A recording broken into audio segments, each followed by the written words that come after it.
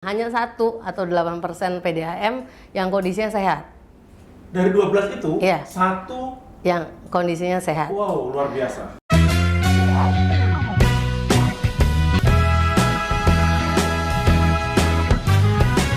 Waktunya kita bicara. Assalamualaikum warahmatullahi wabarakatuh. Ketemu lagi dengan saya, Mas Tri Susilo, host podcast Ombudsman Sultra. Waktunya kita bicara. Hari ini kita ketemu lagi dan hadir di tengah-tengah kita seorang tokoh wanita di Sulawesi Tenggara. Beliau adalah Kepala BPKP Provinsi Sulawesi Tenggara, Ibu Nani Ulina Kartika Nasution, SE, MAK, CA, CRMP. Selamat sore, Ibu Nani. Selamat sore, Pak. Sehat? Alhamdulillah sehat. Iya, iya. Selamat Hari Ibu. Selamat Hari Ibu, selamat Hari Natal untuk Selamat Hari semua Natal, ya, untuk umat Kristiani yang sedang merayakan hari ini tanggal 26. Ya. Jadi kemarin warga Kristiani, umat Kristiani merayakan Hari Natal. Kita Betul. ucapkan selamat Natal. Dan semoga kita sehat semua ya. Amin, amin. Ibu Nani. Ibu Nani ini beliau adalah sebagai Kepala BPKP Provinsi Sulawesi Tenggara, lahir di Batang Serangan. Batang Serangan itu mana? Di Sumatera Sumut, ya? Utara. Sumatera Utara, Utara. salah satu kabupaten, yaitu Kabupaten Langkat. Langkat. Ya, Oke, di Kabupaten Langkat. betul. Beliau lahir 27 Februari tahun 1971. Ya. Waktu masuk stan tahun berapa? Saya masuk tahun 1990, Pak. 90 Ya. ya? Oke. Langsung masuk, setelah lulus masuk di BPKP. Bekerja di BPKP.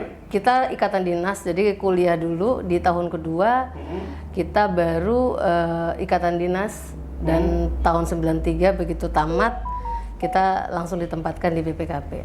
Iya.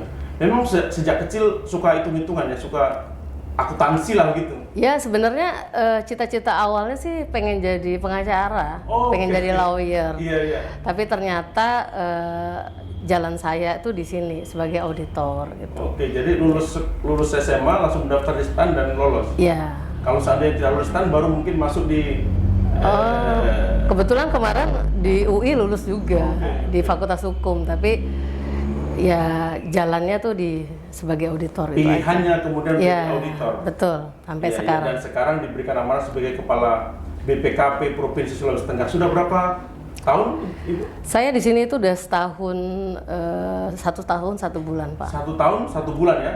Tepat tanggal 9 November 2020, saya diberi amanah sebagai Kepala Perwakilan BPKP. Sebelumnya belum pernah tugas di Sultra? Belum, Pak. Belum pernah ya? Belum. Oke. Pernah datang ke Sultra, tapi hanya penugasan saja. Iya. Mungkin penting juga memberikan pencerahan kepada masyarakat tentang apa sih sebenarnya Badan Pengawas Keuangan dan Pembangunan itu. Betul. Ya, BPKP. Jadi orang sering sebut BPKP, tapi apa sih sebenarnya BPKP itu? Tugas dan fungsinya seperti apa? Baik Pak, terima kasih teman-teman semua ya yang mendengarkan podcast pada hari ini. Kalau kita bicara masalah tata kelola pemerintahan gitu ya, sebenarnya ada 2 sisi. Yang pertama manajemen yang melakukan aktivitas penyelenggaraan keuangan negara, penyelenggaraan pembangunan, tapi ada satu sisinya lagi yaitu internal auditornya. Oke. Nah, internal auditor ini fungsinya apa? Memastikan bahwa manajemen itu sudah mengelola risiko-risikonya dengan baik, membangun pengendalian intern dengan baik, dan memastikan apa yang menjadi target tujuan organisasi itu tercapai sesuai dengan mandat organisasi. Nah, disinilah peran BPKP.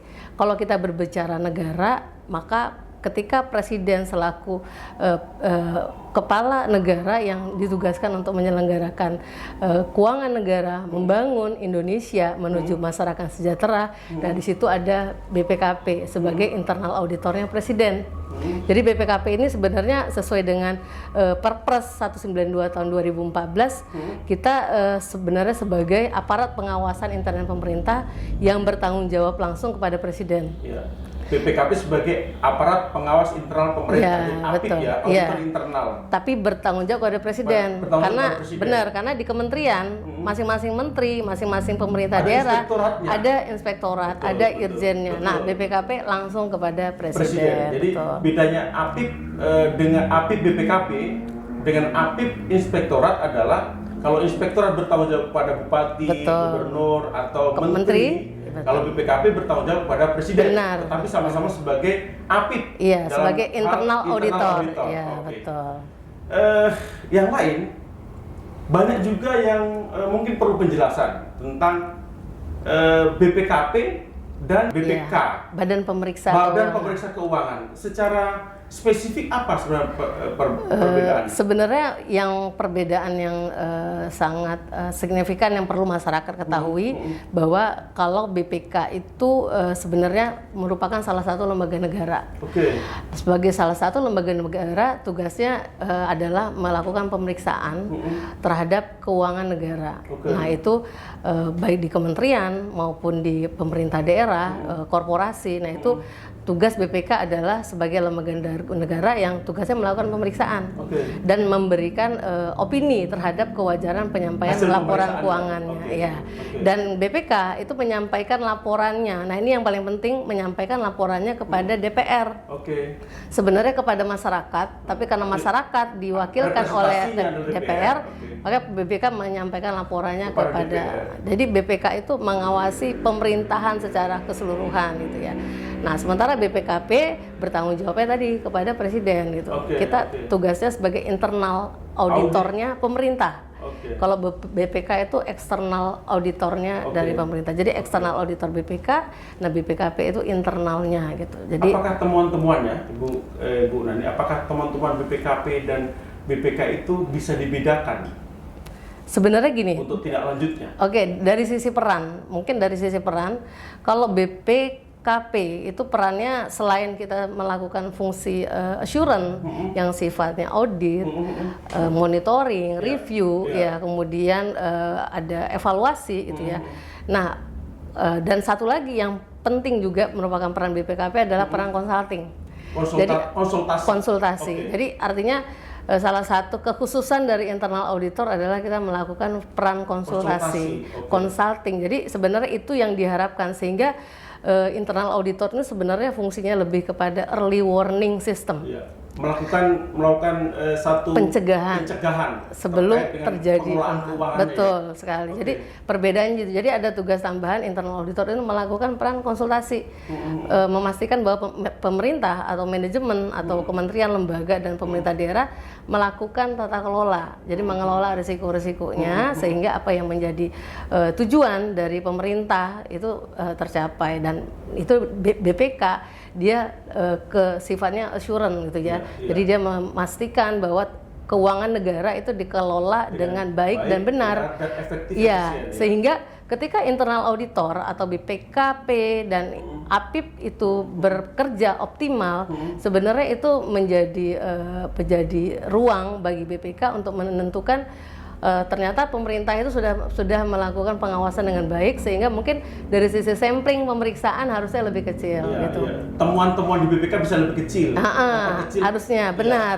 Jadi Iya. ketika internal auditor itu efektif, Iya. berarti harusnya kesalahan tata kelola itu semakin bisa diminimalisir, Oke. dan itu juga harusnya bisa memperkecil temuan dari BPK Oke. gitu. Artinya BPKP dan inspektorat sebenarnya fungsinya adalah bagaimana melakukan penata kelolaan dan Mendorong.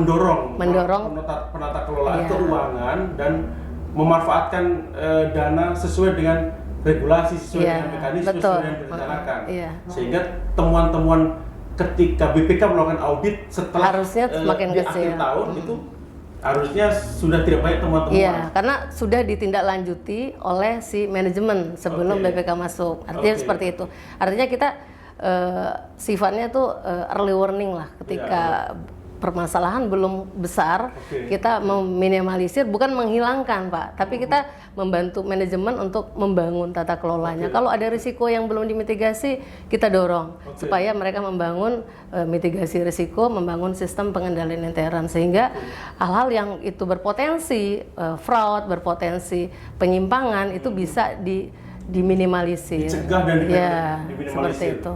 Menarik, ini sebenarnya kalau ini dimaksimalkan, kita yakin bahwa tidak terjadi kebocoran-kebocoran pengelolaan dana negara oleh penyelenggara pelayanan publik atau oleh pemerintah. Betul sekali. Berikutnya terkait dengan tugas dan fungsi BPKP di Sulawesi Tenggara tadi, ada kira-kira yang apa yang saat ini sudah dilakukan oleh BPKP Sulawesi Tenggara? Iya. Sebenarnya gini, kalau kita bicara besaran tugas dari BPKP, sebenarnya kita punya peran, 3 peran yang penting sebenarnya. Pertama, kita melakukan pengawasan atas program atau kegiatan yang sifatnya lintas sektor. Jadi yang APIP tidak bisa masuk ke sektor. Misalnya kita bicara masalah program penanggulangan kemiskinan, di situ banyak kementerian yang terlibat. Lintas sektor. Nah, ketika dia sifatnya lintas kementerian atau lintas daerah, nah disitulah ruang BPKP untuk bisa masuk. Kemudian yang kedua, kita juga melakukan pengawasan atas permintaan presiden. Seperti sekarang, ketika presiden aware sama program penanganan COVID, nah kita masuk di situ, gitu. Untuk melakukan pendampingan. Ya, pendampingan ataupun pengawasan, jadi assurance dan consulting, gitu. Kemudian yang ketiga, kita juga melakukan peran untuk melakukan pengawasan atas permintaan dari Bendahara Umum Negara atau Kementerian Keuangan. Kalau kita lihat kan dana transfer ke daerah itu banyak ya. Nah itu ketika Kementerian Keuangan meminta kita untuk melakukan pengawasan, nah di situ BPKP bisa masuk. Dan ada peran juga yang juga sangat penting, yaitu kita melakukan pembinaan penyelenggaraan SPIP yang di dalamnya bagaimana mengelola risiko, bagaimana kita meningkatkan kapabilitas dari APIP, baik APIP korporasi maupun APIP dari kementerian, APIP dari maupun pemerintah daerah. Jadi ya mungkin salah satu yang menjadi fungsi BPKP yang tahun 2021 ini kita lakukan, kita melakukan pengawalan atas beberapa program-program penanganan COVID misalnya. Kemudian kita juga melakukan pengawasan juga atau baik dalam bentuknya consulting ataupun assurance terhadap tata kelola korporasi. Nah, tadi kalau misalnya di Sulawesi Tenggara yang ada itu kan BUMD Perusda gitu ya. Tapi kalau misalnya di Sultra ada BUMN, nah kita juga bisa melakukan pengawasan, pendampingan terhadap BUMN, karena beberapa perwakilan juga kita melakukan pendampingan terkait dengan manajemen risiko, good governance GCG terhadap BUMN. Tapi kebetulan emang di Sultra yang ada itu kita di sini kita punya Perusda, BUMD, seperti contohnya PDAM gitu ya. Kemudian kita juga miliki BUMDes, yang itu di pemerintah desa, dan mungkin Perusda lain, BLUD, terutama misalnya rumah sakit. Ketika rumah sakit ketika rumah sakit itu atau puskesmas mau mandiri, nah kita biasanya mendampingin supaya mereka itu bisa mandiri dalam pengelolaan keuangan untuk bisa menjadi BLUD gitu. Jadi hal seperti itu yang kami kawal, termasuk di dalamnya kita juga mengawal program-program pemerintah pusat yang ada di daerah gitu Pak. Tadi salah satunya COVID. Kemudian ada beberapa program-program terkait dengan stunting, kemudian terkait dengan kemiskinan, terkait dengan mungkin sekarang ada program padat karya tunai gitu ya, padat karya, kemudian bantuan sosial kepada masyarakat, dan di sini itu kalau di Sultra itu ada proyek strategis nasional Nah untuk proyek strategis nasional kita juga melakukan review terhadap tata kelola proyek strategis nasional di contohnya seperti contohnya misalnya kayak Ladongi nih yang lagi mau diresmikan presiden.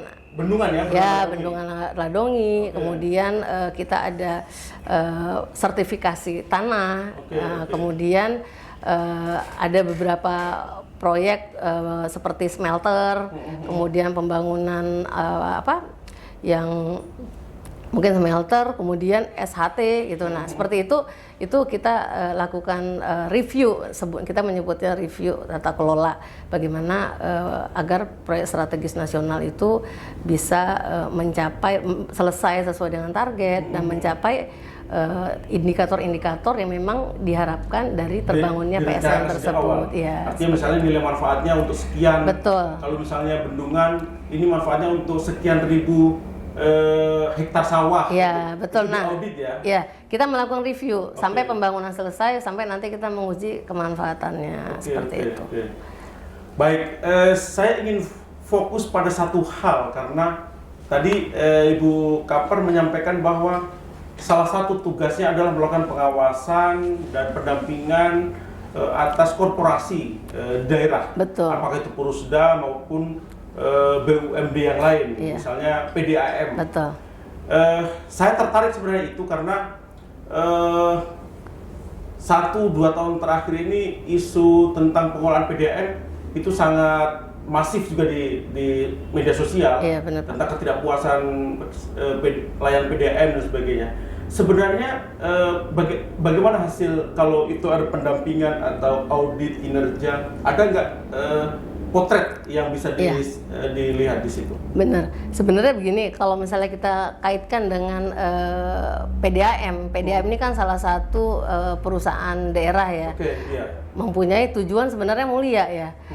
Artinya pendirian Prusda itu sebenarnya pada prinsipnya untuk melebarkan ruang fiskal. Betul, ya. Ketika kita sekarang ini mengandalkan dari pajak, retribusi gitu kan. Tapi dengan kita memiliki Prusda, itu ada punya dua fungsi.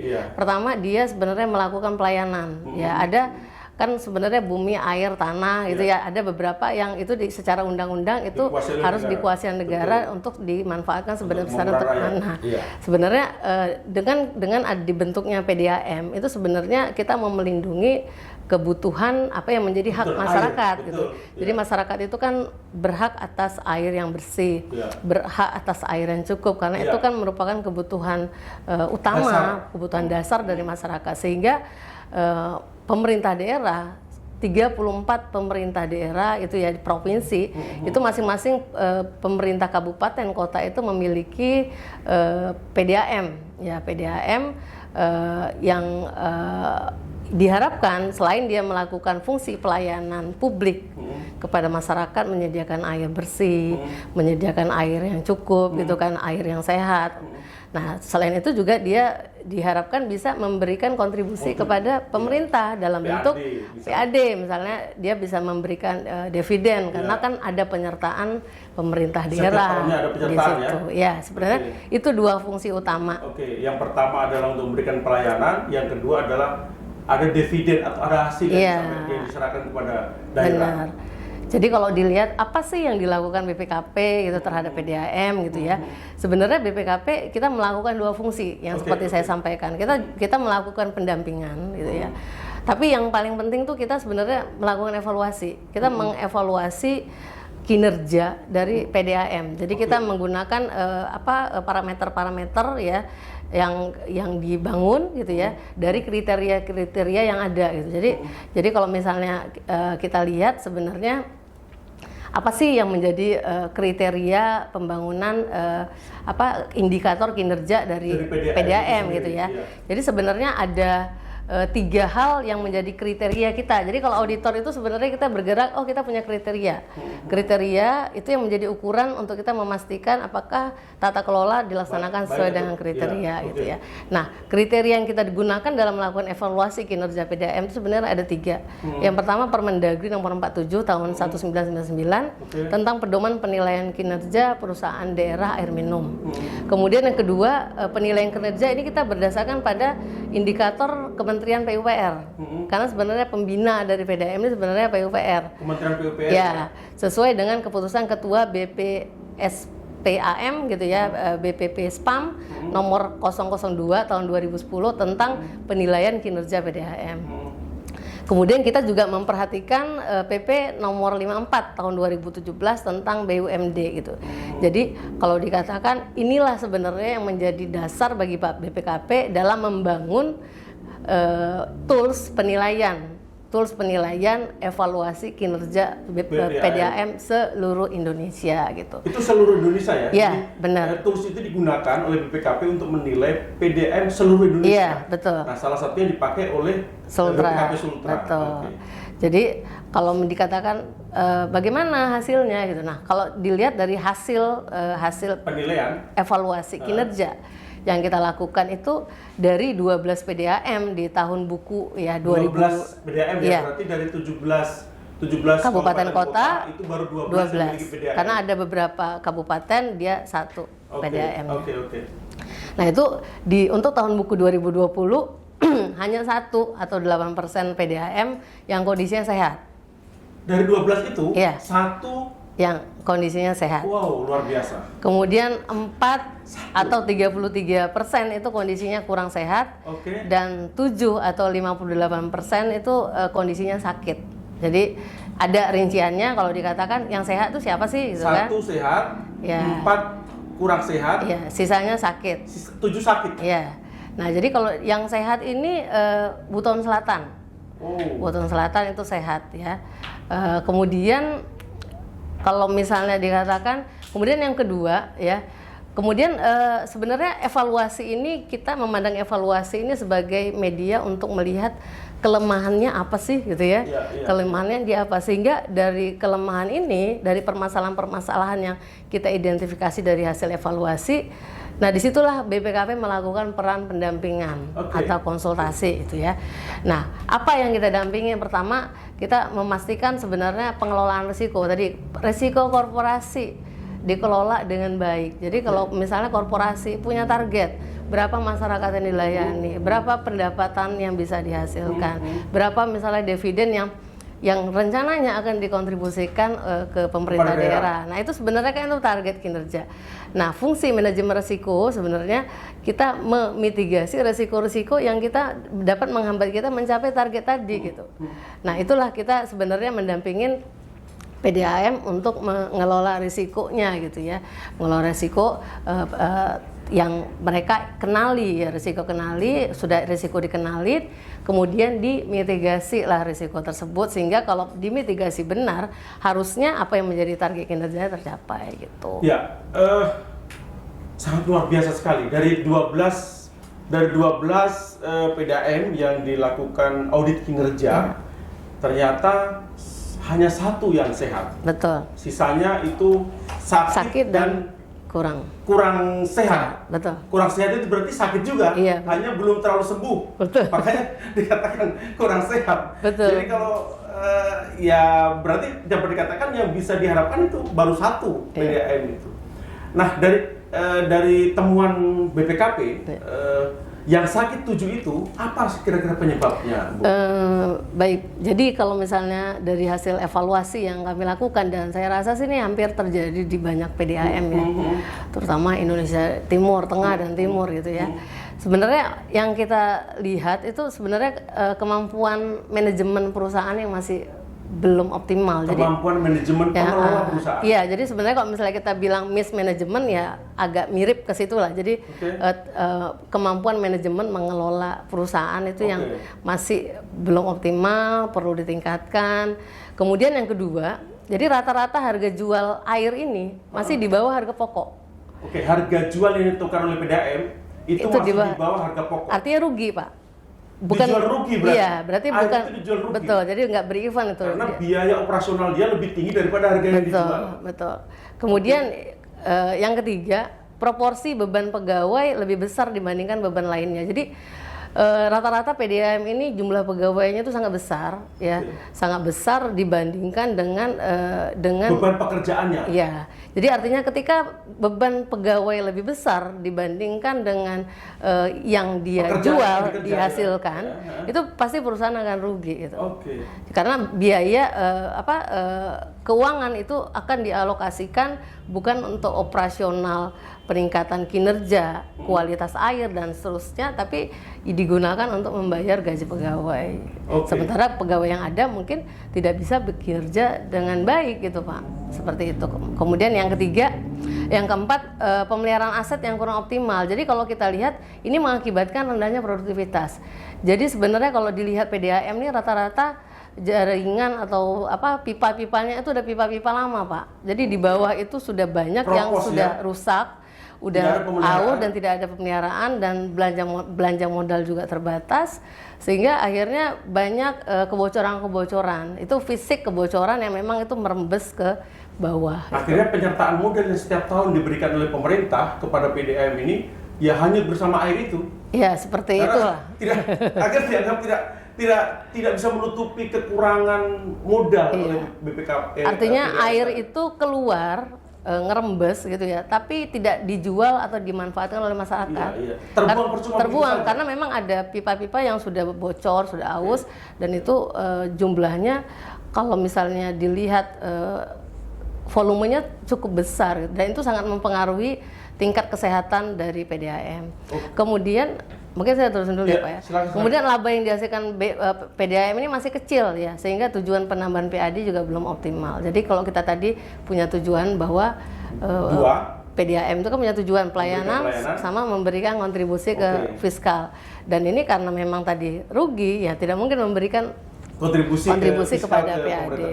Kemudian cakupan pelayanan air juga berdasarkan wilayah administrasi maupun teknis masih rendah, itu sekitar 20 dan 28%. Artinya seperti itu. Masih sangat rendah ya?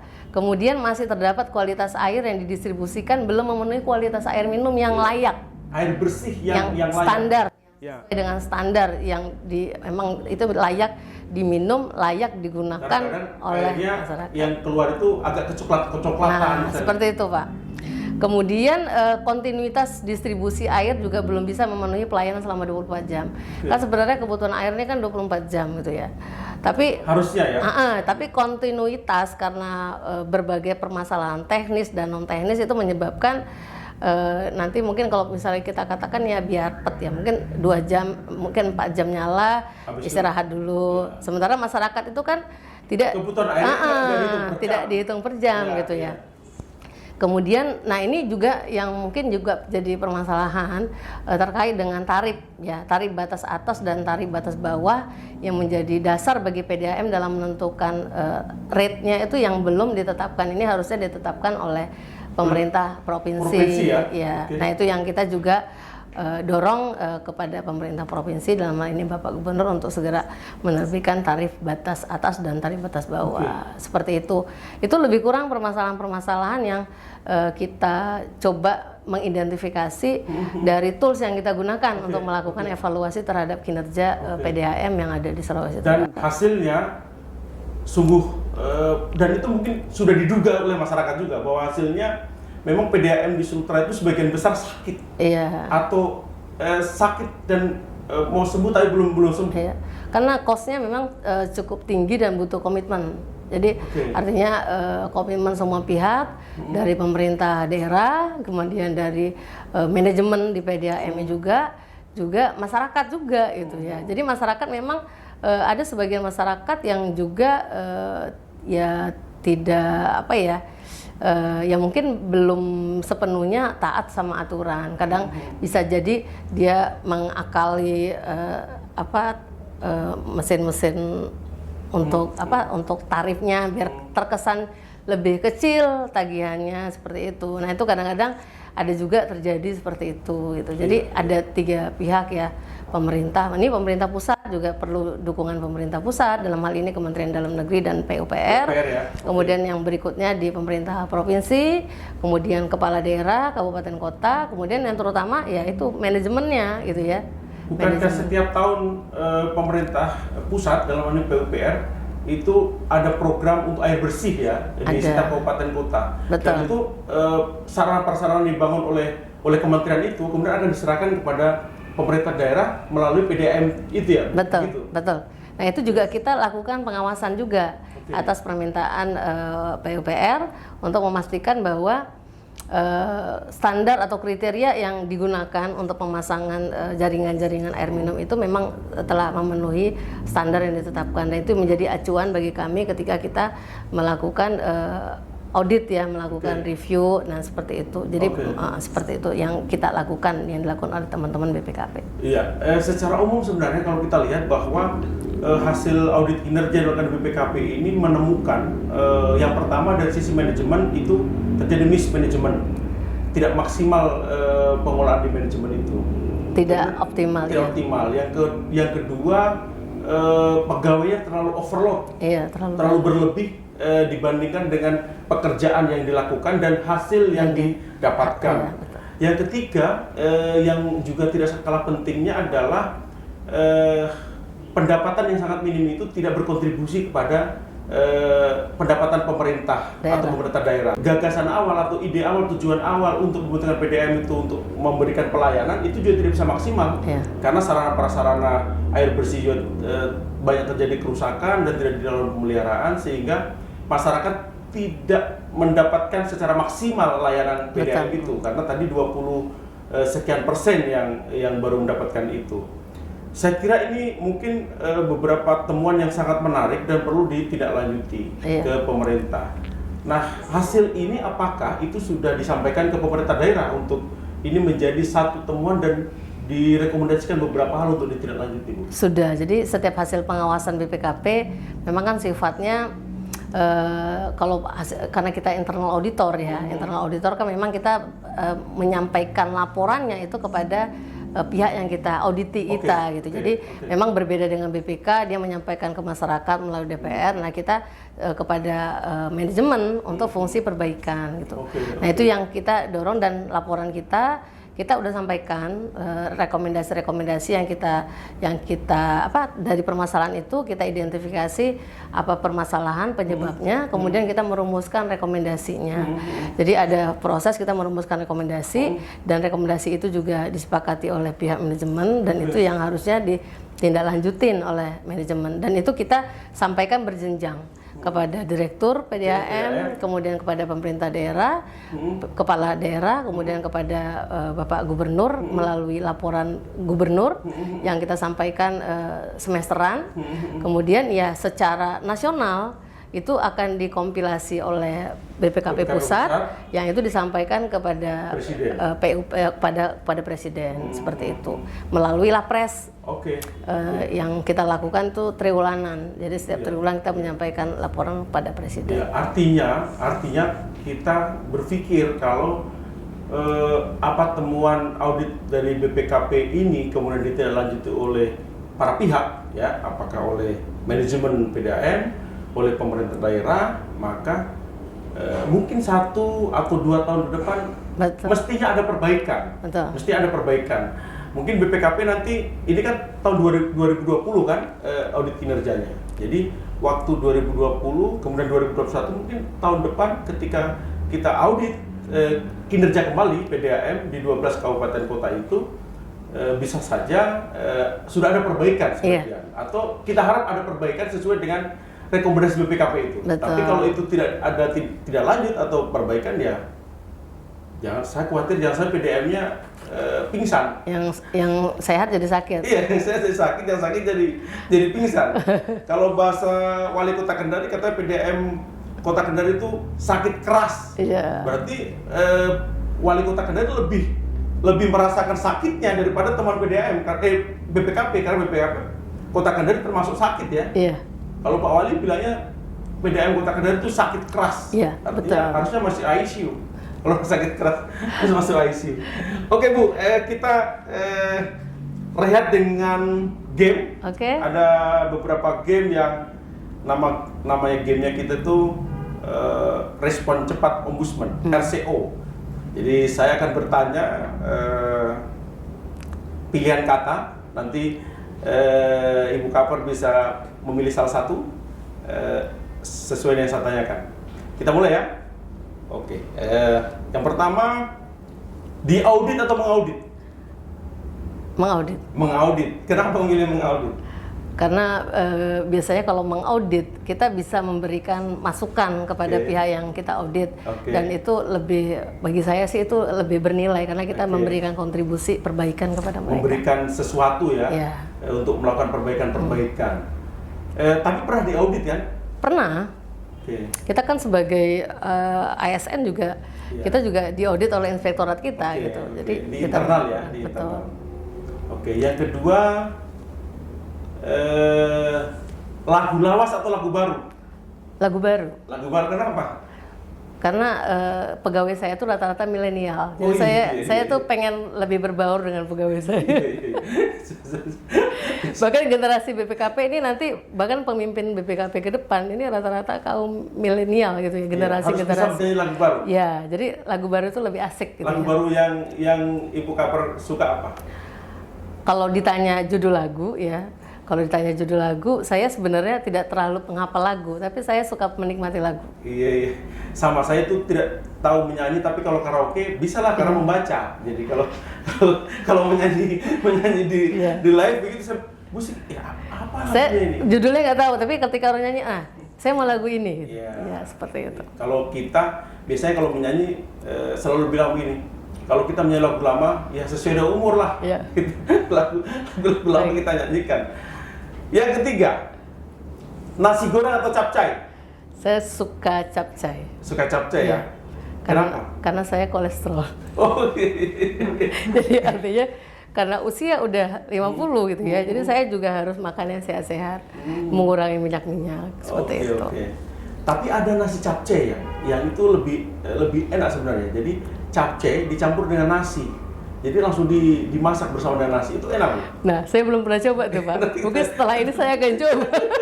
Jadi namanya nasi capcay. Jadi nasinya dicampur dengan capcay. Langsung dimasak di situ kayak nasi goreng. Oke. Tapi dia berkuah capcay. Enak itu.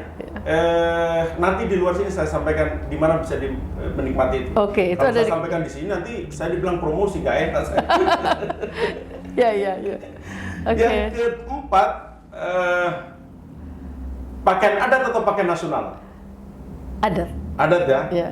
Adat Batak sangat menarik. Benar. Hmm. Karena kalau adat itu beragam, ya beragam. Bahkan kalau di daerah saya di Sumatera Utara itu banyak sekali ya. Kita ada karo, kemudian ada tapanuli itu macam-macam. Ada tapan.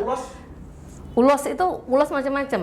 Jadi ulos itu berbeda-beda. Oke. Kalau misalnya utara beda, selatan beda. Tapi namanya tetap ulos. Tetap ulos. Oh, tapi ini khasnya mana begitu? Iya.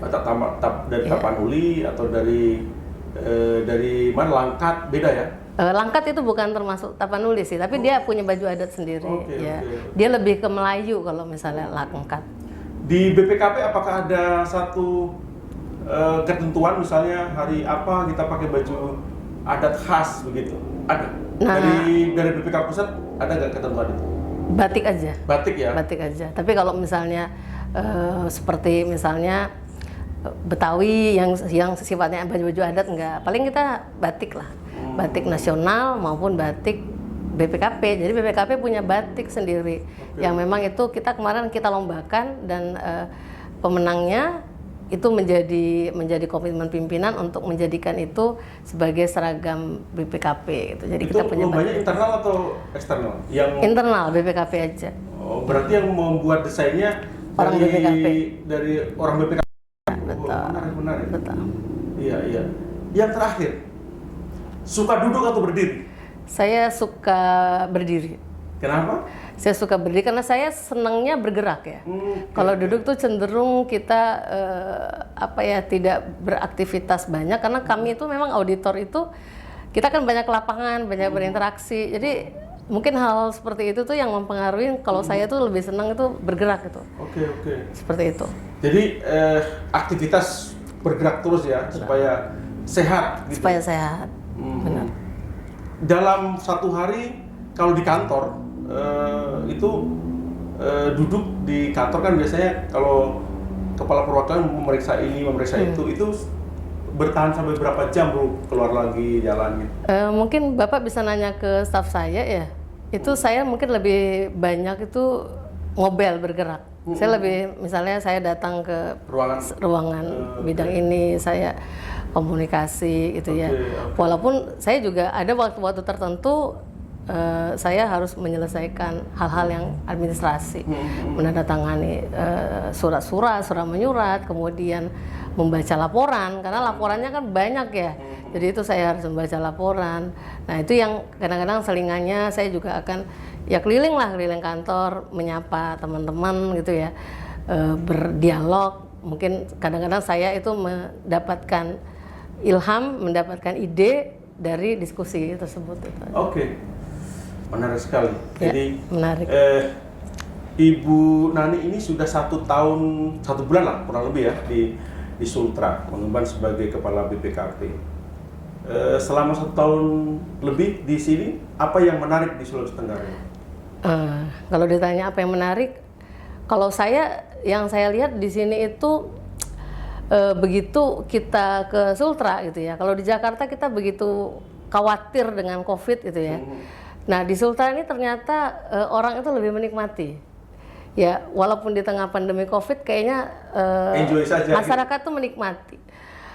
Toko-toko baru buka, salon-salon baru buka, rumah-rumah makan baru buka. Artinya saya melihat semangat dari masyarakat Sultra ini luar biasa ya. Dan itu bukan berarti mereka itu cuek dengan COVID ya. Karena kalau kita lihat mereka juga taat kok memakai masker. Itu yang pertama ya. Saya suka sama passionnya gitu ya. Passion usaha di Sultra itu masyarakat itu luar biasa. Kemudian yang kedua, saya melihat Sultra ini potensinya banyak. Terutama wisata. Saya tuh senang traveler ya. Saya senang melihat satu-satu pemandangan dan sebagainya gitu ya.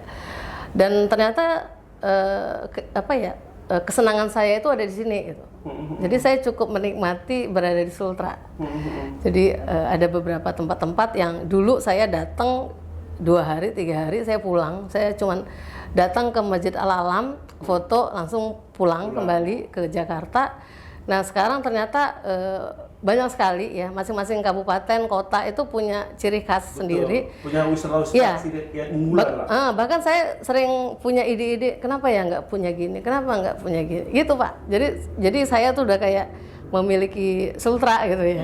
Rasanya sense of belonging saya itu ya semakin tinggi ya ketika saya sudah 1 tahun sebulan di Sultra gitu ya. Itu yang saya rasa 3 hal itu. Kemudian yang keempat saya melihat selain potensi wisata ya alam gitu ya. Saya juga melihat bahwa ada hal-hal yang memang harus dijaga ya oleh masyarakat Sultra. Terutama terkait dengan kita punya potensi alam tambang gitu ya. Nah itu yang saya sebenarnya ingin sama-sama menjaga lah keseimbangan antara mengelola tambang dengan kita mengelola potensi kekayaan alam yang terbarukan dan yang tidak terbarukan.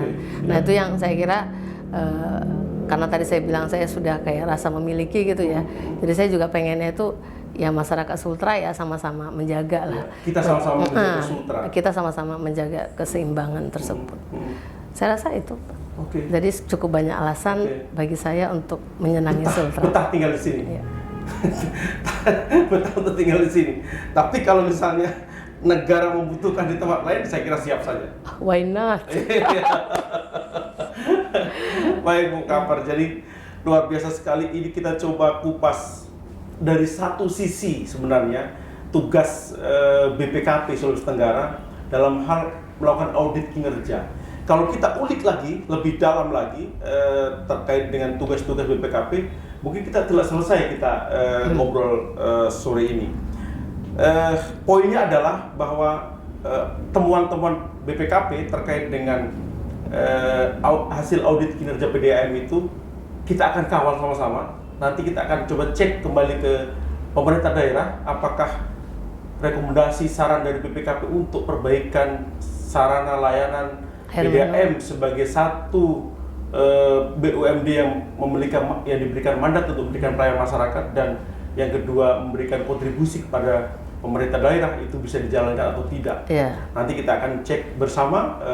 Masyarakat Sulawesi Tenggara saya yakin menunggu hasil perbaikan-perbaikan dari apa temuan yang BPKP sudah berikan.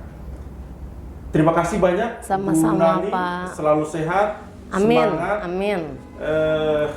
luar biasa kita diskusi pada sore hari ini. Nanti kita lanjut dengan 1 atau 2 materi yang lain di luar yang kita diskusikan sekarang.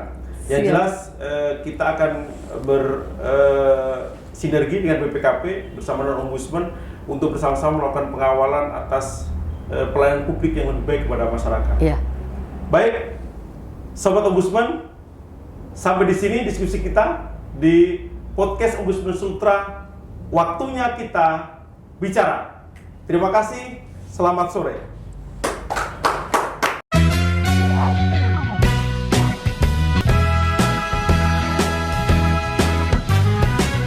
Waktunya kita bicara.